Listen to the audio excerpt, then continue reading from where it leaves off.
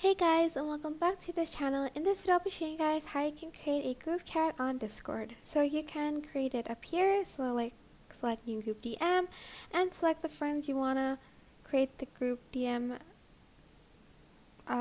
for.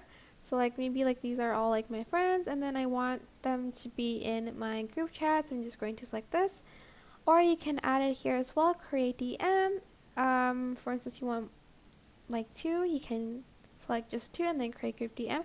You can add up to 9 friends I think per group DM, and you can also add it to like a current DM, like a current chat. For instance, here you can press add friends to DM and send, oh well, this is just like my other account, so I'm not friends with a lot of people here, but from like here I can add people to the DM.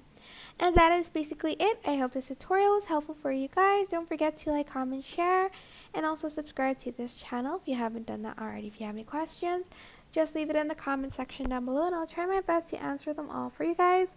And if you found this helpful, please click the thanks button above the description box down below. Thank you so much for watching. Bye!